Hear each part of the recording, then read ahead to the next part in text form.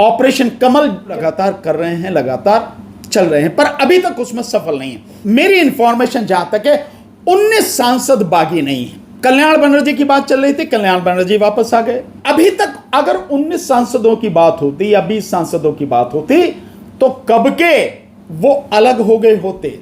वो अलग होके बाकायदा एनडीए के साथ में चले गए। अगर बीजेपी में भी शामिल नहीं होते तो कम से कम एनडीए के साथ चले गए। अभी ऐसा हुआ तो है नहीं। लगातार कोशिश चल रही है। महुआ मोत्रा जो है लगातार उन लोगों को जो ये इस तरह से बागी हो रहे हैं उनको बाकायदा लताड़ रही हैं। कीर्ति आजाद भी उनको लताड़ रहे हैं। सारी चीजें, सब कुछ हो रहा है और कैसे कैसे चीजें निकल के आ रही हैं कि किस तरह से बीजेपी षड्यंत्र कर रही है कि ममता जी के ऊपर लांछन लगाया जाए, अभिषेक बनर्जी पर लांछन लगाया जाए। ये सब कुछ हो रहा है और ये भी सुनने में आ रहा है कि ममता जी पर लांछन लगाने की जो बात हो रही है, कोई भी बागी जिनको आप कह रहे हैं वो एमपी भी इस बात के लिए तैयार नहीं है, तो फिर निशाना बनाया जा रहा अभिषेक बनर्जी को, उस अभिषेक बनर्जी को जो भैया पहले भी जिसकी रहते हुए टीएमसी जो है वहां सत्ता में आई थी, नहीं थी, जिसके रहते हुए 28 एमपी लोकसभा में आई जीतकर 2024 के चुनाव में। तो ये षड्यंत्र चल रहा है बीजेपी का, पर अभी बीजेपी उसमें कामयाब नहीं है। हालांकि अपना घिनौना और नंगा खेल ऑपरेशन कमल के नाम से जिसे बोलते हैं वो लगातार कर रहे हैं, लगातार चल रहे हैं, पर अभी तक उसमें सफल नहीं है। रही उनकी बात कि जो विधायक हैं, मुझे सुनने में आया कि जो विधायकों के लीड करने वाला व्यक्ति था वो तो मेंबर ही नहीं है, उसको तो पहले एक्सपेल कर रखा था। ये भी सारी चीजें आ रही। तो मतलब किस तरह की धांधली की जा रही है एक पार्टी को खत्म करने के लिए, तोड़ने के लिए, ये आपको समझ में आ रहा है। और ये सब कुछ मैं आपको इसका जवाब दूंगा, ये सब कुछ वेल प्लान्ड है कि क्षेत्रीय पार्टियों को पूरी तरह से नष्ट कर देना, खत्म कर देना है। क्यों क्षेत्रीय पार्टियां जो एक एक करके खत्म होती जा रही है, बीजेपी करती जा रही है, क्या क्या कारण है? जो क्या देखिए, क्षेत्रीय पार्टी जो खत्म हो रही हैं, बीजेपी का एजेंडा तो साफ है। और बीजेपी का एजेंडा क्या है? ये आरएसएस का एजेंडा है। आरएसएस का एजेंडा है और जो बाकायदा गोलवलकर ने भी कहा हुआ है, लिखित में है सारा सब कुछ, और दीनदयाल उपाध्याय ने भी कहा हुआ है, वो भी लिखित में है सारा सब कुछ, कि क्षेत्रीय पार्टियां आरएसएस के हिसाब से जो राष्ट्रीय एकता है उस राष्ट्रीय एकता में बहुत बड़ी बाधा है। इसलिए इन क्षेत्रीय पार्टियों को खत्म करना है। उनका तो ये मिशन है, उनका तो लक्ष्य है, मकसद है कि क्षेत्रीय पार्टियों को खत्म करना। और उसके लिए तरीका उन्होंने अपनाया है कि पहले जो क्षेत्रीय पार्टियां, उनके साथ मिलो, उनके साथ बैठो, उनके साथ गले मिलो, हाथ मिलाओ, रोटी खाओ, और उसके बाद में जब उनमें घुस जाओ उसके बाद उनको तोड़ो। अब आप ले लो, जैसे शिरोमणि अकाली दल को उन्होंने खत्म किया, पहले उनके साथ में मिले, उनके साथ में सरकार सत्ता में आए और फिर उनको खत्म कर दिया।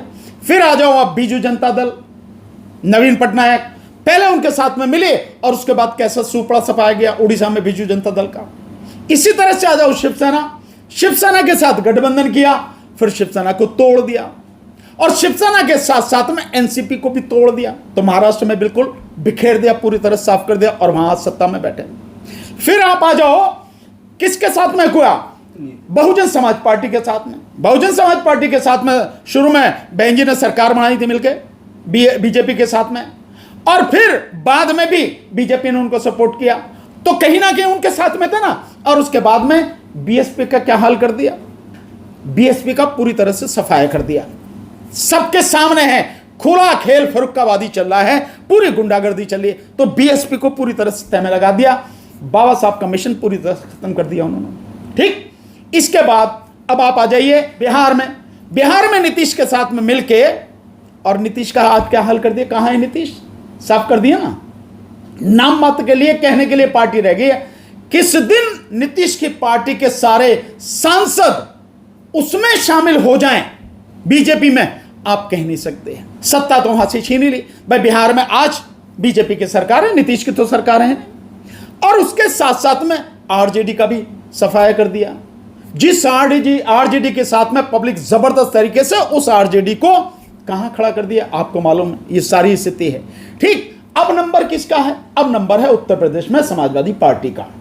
बीजेपी की, आरएसएस की यह फितरत है कि पहले उनके साथ में मिलाओ, साथ में मिल जाओ, और उसके बाद में जब मिल जाओ उसके बाद उनका अस्तित्व खत्म करो, सफाया करो। आज जो छोटी छोटी पार्टियां जो भी हैं बीजेपी के साथ एनडीए के गठबंधन में शामिल हैं, ये जब तक बीजेपी अपने दम पर पूरी 2/3 बहुमत लाती है, उस 2/3 बहुमत के आने तक ये पार्टियां जिंदा हैं।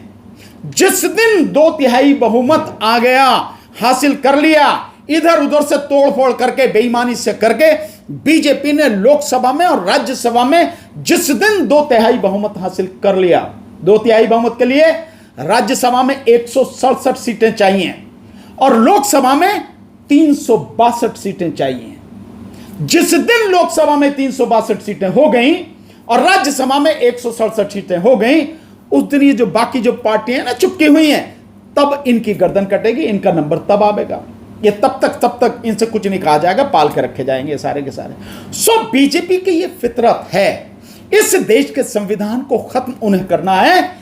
जब संविधान खत्म होगा तो ये जो पार्टियां आपको नजर आती हैं, ये संविधान की वजह से ही हैं। तो संविधान खत्म होगा, पार्टियां भी तब तक खत्म हो लेंगी।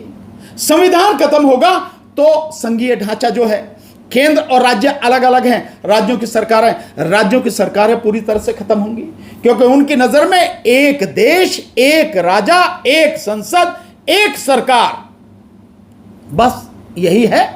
तो इसमें राज्य कहां से हैं? ये खद्दर का कुर्ता पहने जितने भी घूम रहे हैं ना, 4,500 जो एमपी ये एमएलए हैं, इनके सबके कुर्ते जो टंग जाएंगे खुंटी पे। अदालतें खत्म होंगी। केवल एक चीज नहीं होगी, संविधान ने जिन चीजों को बनाया है, जो चीजें यह लोकतंत्र को जिंदा रखती हैं, उन तमाम चीजों को गुलाम तो बनाया ही जा चुका है। संविधान खत्म करने के बाद उनको सबको खत्म किया जाएगा। तो क्षेत्रीय पार्टियां भी इस तरह से खत्म की जाएंगी। लेकिन क्षेत्रीय पार्टियों का जो सबसे बड़ी कमी नजर आती है वो यह है कि क्षेत्रीय पार्टियां भी अवसरवादी बन गई हैं। क्षेत्रीय पार्टियां भी किसी विचारधारा पर आधारित नहीं हैं, वो भी अवसरवादिता पर आधारित हैं। विचारधारा की लड़ाई होती है, विचारधारा से जुड़ा हुआ व्यक्ति टूटता नहीं है। पर जब आप यह मकसद बना लो, गुंडा हो, पैसे वाला हो, कोई भी हो, अगर लगता है ये सीट जीत सकता है, उसी को दे दो भैया टिकट। तो ऐसे लोगों को टिकट दोगे तो भैया वो जो अवसरवादी लोग हैं, उन्हें जहां मौका मिलेगा पैसा कमाने का, वहां भाग जाएंगे। यही हाल हो रहा। अन्यथा तो पार्टी टूटने का मतलब क्या है? पार्टियां टूट नहीं सकती। सो क्षेत्रीय पार्टियां किसी एक सॉलिड, एक ठोस विचारधारा पर आधारित नहीं हैं। क्षेत्रीय पार्टियों का एक बिल्कुल स्पष्ट कोई एजेंडा नहीं है और क्षेत्रीय पार्टियां भी अपने स्वार्थ में ज्यादा डूबी हुई हैं। जब टिकटों के बंटवारे की बात आती है तो क्षेत्रीय पार्टियां क्यों ये चाहती हैं कि मैक्सिमम टिकट वही रख लें? जो साथ में गठबंधन है, क्यों नहीं उनको एक ऐसी मात्रा में आप टिकट देते कि जिसमें वो संतुष्ट हैं, आपके साथ जुड़े हैं? आप उन्हें ऐसे टुकड़े से डालते हो आप कि किसी को 1 दे दिया, किसी को 2 दे दिए, किसी को 3 दे दिए। ये टुकड़े डालो। क्यों टुकड़े डाल रहे हो आप? क्यों उन्हें आप मजबूत नहीं बनाना चाहते हो? आप क्यों अपने साथ नहीं रखना चाहते हो? इस बात को समझने की जरूरत है। लेकिन सर, जब संवैधानिक संस्थाएं साथ नहीं है, मीडिया साथ नहीं है, चुनाव आयोग साथ नहीं है, तो इलाज क्या है फिर? इलाज है जन आंदोलन। जब सब कुछ खत्म हो चुका है तो इसको पहले पूरी तरह से साफ ही करने दो। जिसकी वजह से गंदगी फैली है, जिसकी वजह से ये संविधान इस बुरी स्थिति में पहुंच गया है, पहले उनको पूरी तरह से उखाड़ के फेंको। पहले उनको सत्ता से उखाड़ के फेंको। और सत्ता से उखाड़ना आप चुनाव लड़कर नहीं उखाड़ सकते, क्योंकि चुनाव आप जीतेंगे नहीं। राहुल गांधी की समझ में आ गई ये वाली बात कि कितने भी कर लो, कुछ भी कोशिश कर लो, अब आप चुनाव जीतने वाले नहीं हैं। पूरा सिस्टम इस तरह से कैप्चर कर लिया है और जो बचा कुछ है उसको भी पूरी तरह से अपनी ग्रिप में लिया जा रहा है। तो सबको समझ में आ गया। ये सब कुछ होगा जन आंदोलन से। इसके लिए देश की जनता को जगाने की, समझाने की और सड़क पर लाने की जरूरत है। और वो आप तभी कर सकेगा अपोजिशन, जब अपोजिशन जनता को दिखा देगा, yes we are the leader, हम लीडर हैं, हम लीड करेंगे देश को। गया भाड़ में चुनाव, जब चुनाव का मतलब ही नहीं है, हारने जीत ही नहीं सकते, तो चुनाव गया भाड़ में। पहले इस गंदगी को साफ करो, तो आंदोलन करो, जन आंदोलन। पूरे देश में आंदोलन होना चाहिए। देश के हर प्रदेश में, हर जिले में, हर तहसील में आंदोलन होना चाहिए। जैसे आज मैं अभी देख रहा था, जो सिपाही की भर्ती का कोई शायद वो है, और पटना में जबरदस्त तरीके से रेलवे ट्रैक, वो मतलब उस पर हजारों की संख्या में जो है वो है एग्जाम देने वाले, जाम कर दिया। ऐसे ही जाम करना पड़ेगा, ऐसे ही। और ये करना कैसे पड़ेगा? रेलवे ट्रैक जाम करने पड़ेंगे, सड़कें जाम करनी पड़ेंगी, सुप्रीम कोर्ट का जबरदस्त घेराव करना पड़ेगा, इलेक्शन कमीशन का घेराव करना पड़ेगा, प्राइम मिनिस्टर का घेराव करना पड़ेगा, जितना गोदी मीडिया है उस पूरे गोदी मीडिया का जो घेराव करना पड़ेगा जबरदस्त तरीके से। एक चीज नहीं करनी है, बड़े पैमाने पर ये सारी की सारी चीजें करनी पड़ेगी, भड़काने वाली बातें कर रहे हैं। लोगों को जगाना पड़ेगा। अरे कौन डरता है FIR से? भड़काने वाली, ये भड़काने वाली बात नहीं है, जनता को समझाने वाली बात है। पर अगर ये भड़काने लगता है तो यही सही, भड़काना ही सही, देखेंगे जो कुछ होगा। इन सब चीज से घबराते नहीं है, जो लोगों को सच बताना जरूरी है, और सच बताते समय डरते नहीं हैं। कौन ये हैं, कौन, इनकी औकात क्या है, हमें मालूम है। तो ये सब कुछ करना होगा। जनता को जब ये बताएंगे, जो जैन जी है, जो युवा है, उस युवा को समझाना पड़ेगा, भैया तुम कुछ भी कर लो, ये नेट पे जो लगे रहते हो ना, नेट पे AC कमरों में बैठ के नेट जो चलाते हो, इसे बंद करो। ये जो 2 GB डाटा जिसने तुम्हें बिल्कुल बेकार कर दिया है, इस डाटा को करो साइड में। इस डाटा से नहीं, डटकर सड़क पर आकर लड़ने से बात बनेगी, काम चलेगा। सड़क पर आ जाओ। ये बात राहुल गांधी ने भी कही कि सोशल मीडिया से कुछ नहीं होगा, सड़क पर ही निकलना पड़ेगा। मैं तो पहले ही कह रहा हूं, मैं तो ये बात पहले ही कह रहा हूं भाई, कि निकलना ही सड़क पर पड़ेगा। और ये लड़ाई जनता को समझ लेनी चाहिए, ये लड़ाई जनता की है।